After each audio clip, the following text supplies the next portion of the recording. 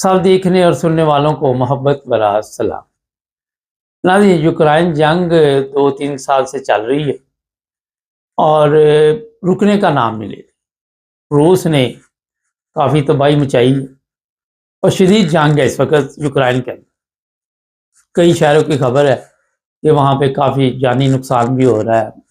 اور بلڈنگوں کا بھی نقصان ہو رہا ہے۔ ایک طرف یورپی ممالک جس میں جرمنی بھی ہے،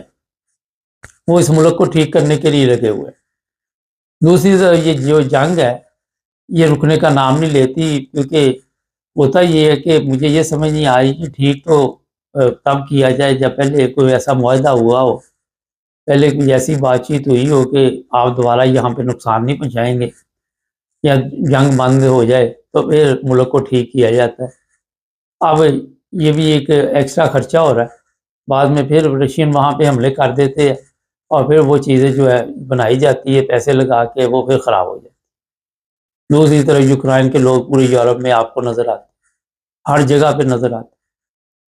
تو اب ہوا یہ کہ کل ایک بیان جاری ہوا ہے روس کے صدر کی طرف سے، اور اس نے بڑی خطرناک دھمکی دی ہے، اس نے یورپ کو وارننگ دی ہے کہ یورپ نے اگر اپنے یہ مدد بند نہ کی یوکرائن کو تو ہم پھر یورپ کے اوپر کوئی ایسا اٹیک کرے کہ جسے آپ ایٹمی حملہ بھی کہہ سکتے سوری۔ تو اب یورپ کو سوچنا ہوگا کہ کس طرح ان حالات کا مقابلہ کرنا ہے۔ یہ دھمکی ویسے تو پہلے بھی کئی دفعہ آ چکی ہے، لیکن آہستہ آہستہ بتایا جا رہا ہے کہ جو روس ہے اس کے صبر کا پیمانہ جو ہے لرز ہوتا جا رہا ہے۔ وہ کہتا ہے جی آپ لوگ مدد کر رہے ہیں ان کی یوکرائن کی، اور یوکرائن میں ایسے میزائل بھی پہنچے ہیں جو روس تک مار کریں۔ اس کو یہ بھی فکر ہے کہ اگر ایک بھی اس طرح کا میزائل ہماری طرف آ گیا تو ہمارا تو جو نقصان ہوگا، لیکن یورپین ممالک کو اس نے، نیٹو کے جتنے ممالک ہیں ان کو بتا دیا کہ یہ جناب میں سمجھوں گا کہ نیٹو کے ساتھ میری ڈائریکٹ جو ہے وہ جنگ ہے۔ آپ کے علم میں ہے کہ یوکرائن جو ہے وہ نیٹو کا جو مستقل ممبر ہے وہ نہیں ہے، اور وہ بار بار روس کا یہ کہنا ہے کہ آپ اس جنگ میں نہ پڑیں، اور روس کو یہ بھی پتا ہے کہ ابھی تک یہ میں یوکرائن پہ قبضہ کیوں نہیں کر سکا، کیونکہ نیٹو، یورپ والے سارے، امریکہ سب اس کی مدد کر رہے۔ اب روس کے صدر کی یہ جی بہت بڑی دھمکی آئی ہے، وارننگ آئی ہے، اور اس نے یہ کہا کہ میں نے جو میزائل، ایٹمی میزائل ہیں ان کو باقاعدہ طور پر نشانے پہ رکھ دیا ہے، اور میں بغیر اب کسی اور وارننگ کے پورے یورپ کو نشانہ بناؤں۔ یہ بڑا ہی خطرناک بیان ہے، اس پہ میڈیا بھی بات چیت کر رہی ہے، لیکن پرابلم وہی ہے جو میں آپ کو بتاتا ہوں کہ جنگ کو روکنے کے لیے کوئی ایسا کام نہیں کیا جا رہا کہ بات چیت کی جائے یا پھر کسی طرح جنگ کو روکا جائے، کوئی ایسی چیز سامنے نہیں آنے والے دنوں میں کچھ بھی ہو سکتا ہے۔ اپنا بندوبست رکھیں احتیاط سے، جو بھی آپ کر سکتے۔ اور یہاں پہ میں آپ کو بتا دیتا ہوں کہ جس طرح اسرائیل کے، لبنان کے اور دوسرے ایران کے، چائنا، کوریا، یہ سب ممالک کے حالات بنے ہوئے ہیں،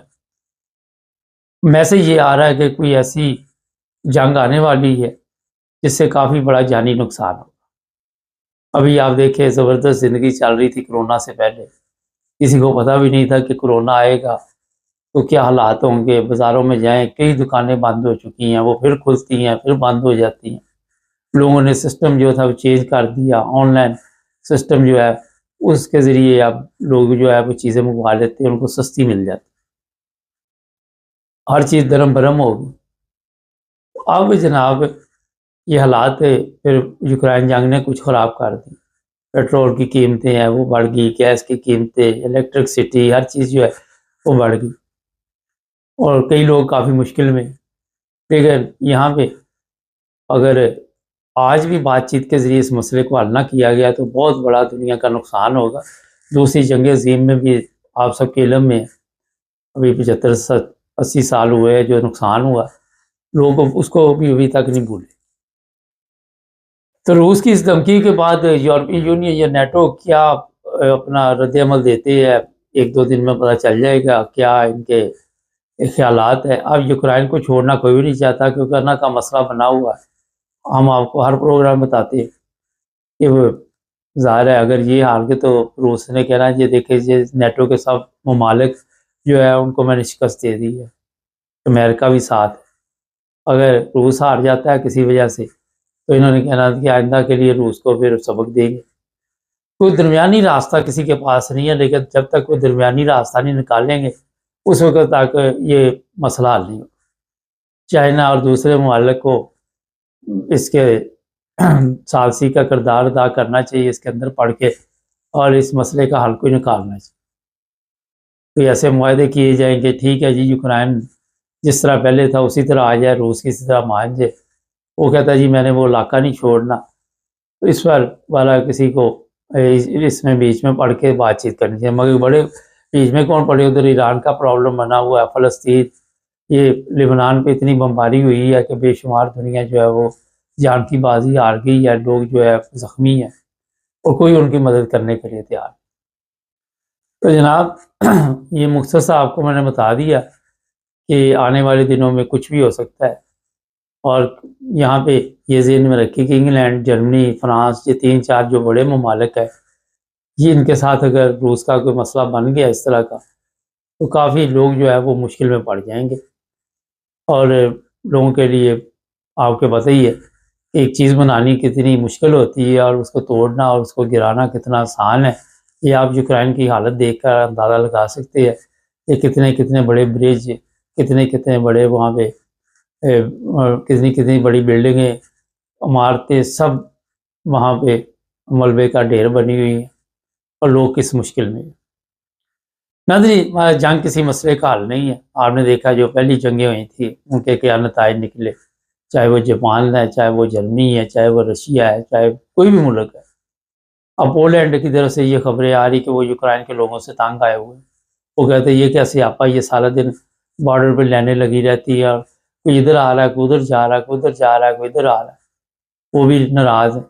وہ بھی کہتے ہیں کہ اب یہ کب ان سے جان چھوٹے گی۔ ظاہر ہے جب آپ کے گھر میں مہمان لمبے عرصے تک آئے اور جانے کا نام نہ لے تو پھر یہی سوچا جا سکتا۔ تو جناب ابھی تک کی یہ صورتحال تھی، ایک اور بھی پروگرام ہے، چینل کو سبسکرائب کرنے بھولنا چاہیے گا، جڑے رہیں ہمارے ساتھ۔